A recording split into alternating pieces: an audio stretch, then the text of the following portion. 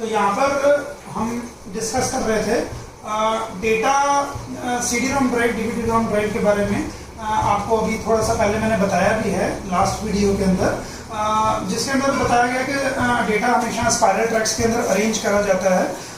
In the case of the any optical media, जब हम कोई भी ऑप्टिकल मीडिया को यूज करते हैं तो डेटा हमेशा स्पाइरल ट्रैक्स में अरेंज करा जाता है, जबकि in the case of the magnetic media data हमेशा कंसेंट्रिक ट्रैक्स, कंसेंट्रिक कैसे होते हैं, concentric like this, these are the concentric. जबकि in the case of the CD-ROM drive या DVD-ROM drive, data is always arranged in the form of the spiral tracks like this. ठीक है, तो ये चीज आपने याद रखनी है कि डेटा रिप्रेजेंटेशन स्पाइरल ट्रैक्स के फॉर्म के अंदर होती है। In case of the optical media, there is in the magnetic media, data representation is always in the form of concentric tracks. ठीक है, तो ये चीज आपको यहाँ पर अच्छे से याद रखनी है। Similar to the magnetic disk, each track has the sectors. और जैसे कि मैग्नेटिक कोई भी हम मेमोरी लेते हैं, मैग्नेटिक डिस्क लेते हैं, चाहे वो हार्ड डिस्क है, चाहे वो फ्लॉपी डिस्क है, चाहे वो मैग्नेटिक टेप है, तो वहाँ पर यहाँ पर हमारे पास क्या है, सेक्टर्स होते थे। तो वैसे ही सिमिलरली यहाँ पर भी हमारे पास क्या है, तो सेक्टर्स बनाए जाते हैं। ये चीज भी हमने पहले डिस्कस करी थी।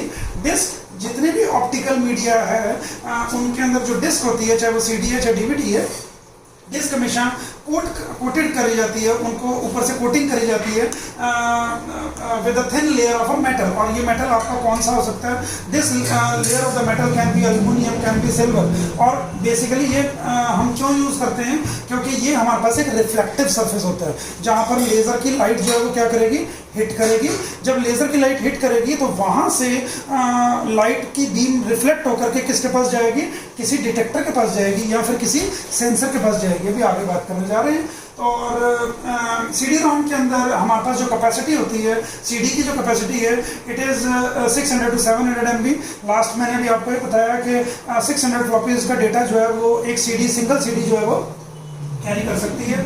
Data is permanently stamped on to the disk. इसके अंदर डेटा कभी भी डिलीट नहीं होता, डेटा हमेशा परमानेंटली स्टैम्प्ड होता है, परमानेंटली स्टोर कर दिया जाता है। इसीलिए इसको हम क्या बोलते हैं, वॉर्म भी बोलते हैं। वॉर्म का मतलब क्या है, राइट वंस रीड मैनी, एक बार लिख दिया और नंबर ऑफ टाइम्स हम उससे क्या कर सकते हैं, रीड कर सकते हैं। ठीक है, और it holds a permanent record. Data कभी भी ऑल्टर नहीं करा जा सकता, डेटा चेंज नहीं किया जा सकता। That is why it is known as, that is why also it is known as worm. अब यहाँ पर कंसेप्ट हमारे पास आता है कि हम लेजर का लाइट यूज करते हैं, लेजर की बीम यूज करते हैं।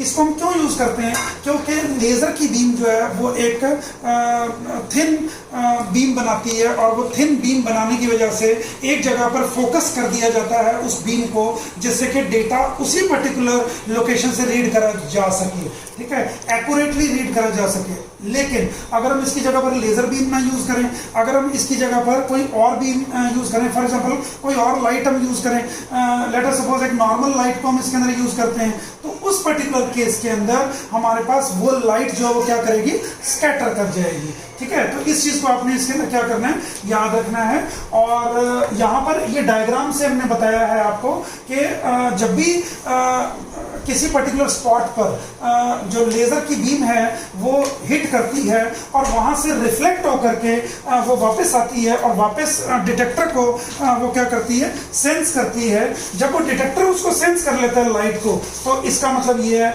कि वहां पर लैंड है। ठीक है, मतलब कि जब भी लाइट यहाँ से वापस होकर वापस पहुंचेगी, सेंसर उसको डिटेक्ट कर लेगा। इसका मतलब हमारे पास यहाँ पे क्या है कि यहाँ पर कोई भी डेटा नहीं लिखा है, और इसलिए इसको हम क्या बोलते हैं, लैंड बोलते हैं। So this is known as bit 1।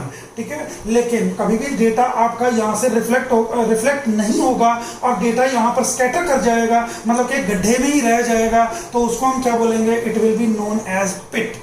ठीक है, और सेंसर ने कुछ भी डिटेक्ट नहीं करा, and then that will be assigned as bit 1। ठीक है, तो आपको ये क्वेश्चन भी पूछा जाता है कि डेटा किस तरीके से स्टोर करा जाता है, डेटा की रिप्रेजेंटेशन क्या होती है in the case of the CD-ROM drive as well as in the case of the DVD-ROM drive. दोनों के केस में हमारे पास जो डेटा हमारे पास स्टोर होता है, so data representation is always in the form of land and pit. तो जहां पर भी सेंसर डिटेक्ट कर लेगा लाइट को, और तो वहां पर हमारे पास क्या होगा, लैंड होगा। ठीक है, मतलब कि कोई भी लाइट जो है उसने अपने अंदर एब्जॉर्ब नहीं करी है। लेकिन जब भी हमारे पास सरफेस पर लाइट जो है वो रिफ्लेक्ट नहीं करेगा, उस लाइट को एब्जॉर्ब कर लेगा, वहां पर क्या बन जाएगा, बम्प बन जाएगा which is known as a pit, और सेंसर के पास कोई भी लाइट नहीं पहुंचेगी, and that bump is known as pit which is assigned as bit 0, right. तो इस डायग्राम, ये हमारे पास सामने structure of a CD drive diagram बना रखा है हमने। अगर आपको डीवीडी ड्राइव का भी आ जाता है तो डीवीडी ड्राइव के अंदर भी आपने डायग्राम यही बनाना है, बस जो थोड़ी सी डिफरेंसेस आ जाते हैं सीडी और डीवीडी के अंदर वो हम आगे अभी डिस्कस करेंगे, लेकिन डायग्राम स्ट्रक्चर यही रहेगा, ठीक है। तो इसके अंदर हम यहाँ पे सामने देख सकते हैं कि सबसे पहली बात, चाहे वो सीडी है चाहे वो डीवीडी है, उसकी एक असेंबली है। This assembly is known as the BC7C assembly. एक तरह से हम ये कह सकते हैं कि जो चेसिस है जिसके ऊपर सीडी ड्राइव बनी हुई है, जिसके ऊपर सीडी ड्राइव बिल्ट है, that chassis is known as your BC7C assembly, ठीक है। हम ये यहाँ पर भी हमने यहाँ पे मेंशन भी करा है that it is known as the foundation of the CD drive as well as DVD drive, right. तो बेसिकली ये क्या है, this is nothing, BC7C assembly is nothing but it is a subframe, मतलब कि एक तरह से frame है, subframe that basically consist of these 4 rubber feets, ठीक है। ये रबर फीट्स हमारे पास यहाँ पे प्रोवाइड कर रखे हैं so that it can provide the cushion, मतलब कि जब हमने सीडी को या डीवीडी को सीडी रोम ड्राइव के अंदर डाला, और डालने के बाद जब हमने उसको अंदर इंसर्ट करने के बाद जब हमने उसको प्ले करा तो हुआ क्या कि सीडी या डीवीडी क्या करती है, इट रोटेट करती है।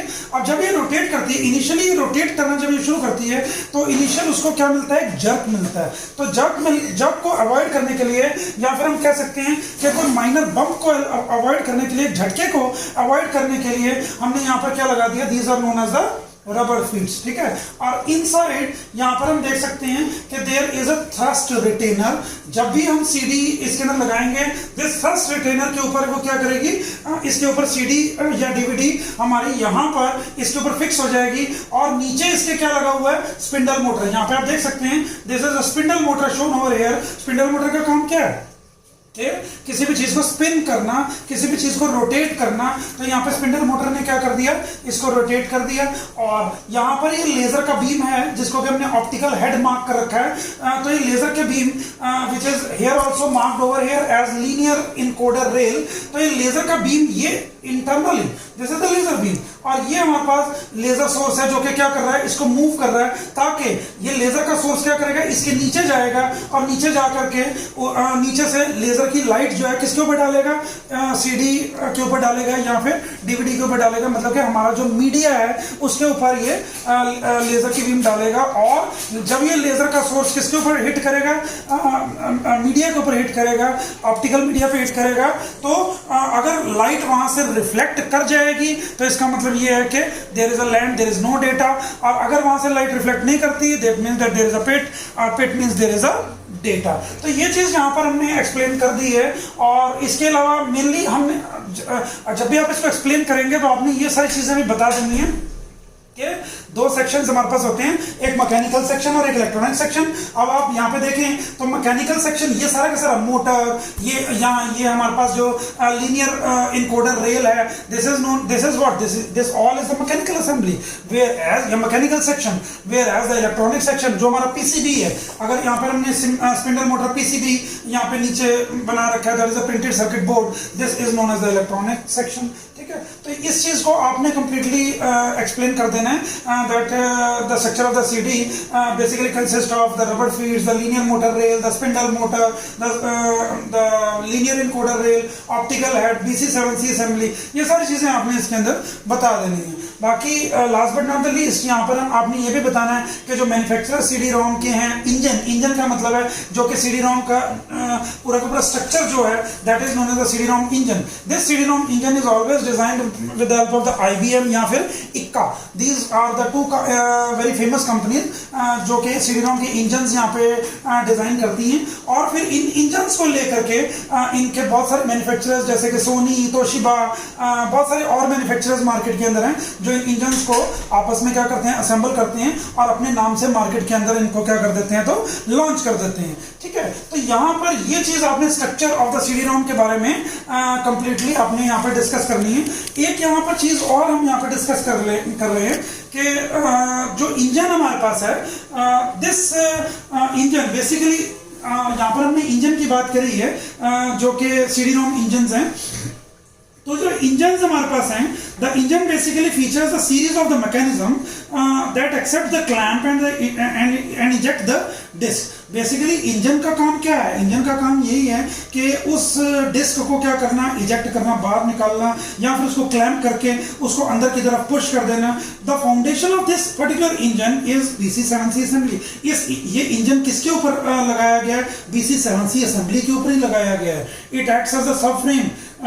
The subframe is a shock mounted with 4 rubber feet, और 4 rubber feet होते हैं इस subframe के, to cushion the engine from the minor bumps and ordinary handling, ताकि माइनर बम्प्स वगैरह या जो शॉक्स वगैरह हैं एकदम इमीडिएट अगर कोई जर्क हमारे पास आ रहा है तो उसको अवॉइड करने के लिए ये रबर फीट्स यहाँ पे दे रखे हैं, ठीक है। और यहाँ पर हमने स्लाइडर असेंबली भी यूज करी है। आप सब लोग यहाँ पे देख सकते हैं कि there is basically slider assembly. Slider assembly basically यहाँ पे क्या कर रही है? स्लाइडर असेंबली जो कि क्या कर रही है, इस पूरे के पूरे को स्लाइड कर रही है, ऑप्टिकल हेड को स्लाइड कर रही है। दिस स्लाइडर असेंबली, जिसको कि हम लोडिंग चेसिस असेंबली भी बोलते हैं, और साथ में जो हमारे पास कवर शील्ड है, it provides the mechanical action. ये सारा का सारा हमारे पास यहाँ पे क्या प्रोवाइड कर रहा है? मैकेनिकल एक्शन प्रोवाइड कर रहा है, which is needed to accept the disk and clamp it into the place over the drive spindle as well as to free the disk and eject as on demand. अगर मान लीजिए हम disc को चाहते हैं कि उसको इजेक्ट करना है तो हम उसको इजेक्ट भी करवा सकते हैं। और जो स्पिंडल मोटर यहाँ पर हमने दे रखी है, द स्पिंडल मोटर मैं अभी पहले भी बता चुका हूँ कि स्पिंडल मोटर हमारे पास यूज करी जाती है ताकि स्पिन करने के लिए। The spindle motor is mounted on the subframe and connected to the spindle motor PCB। ये हमारे पास यहाँ पे स्पिंडल मोटर PCB दे रखा है और it is basically connected to the spindle motor PCB। The important part of the CD engine is the optical device that contains 780 nanometer 0.6 millivolt gallium arsenide, gallium aluminium arsenide. तो यहाँ पर हमने एक चीज बहुत इंपॉर्टेंटली याद रखनी है कि जो हमारा लेजर का सोर्स है, this laser source is always gallium Ga aluminium arsenide. इसका फॉर्मूला है gallium aluminium arsenide, gallium aluminium arsenide. This is one of the formula जो कि हमारे पास यूज करा जाता है और यही इसका मेन बेसिक फीचर है, that it basically contains the gallium aluminium arsenide. मतलब कि ये लेजर सोर्स है गैलियम एल्युमिनियम आर्सेनाइड, ठीक है।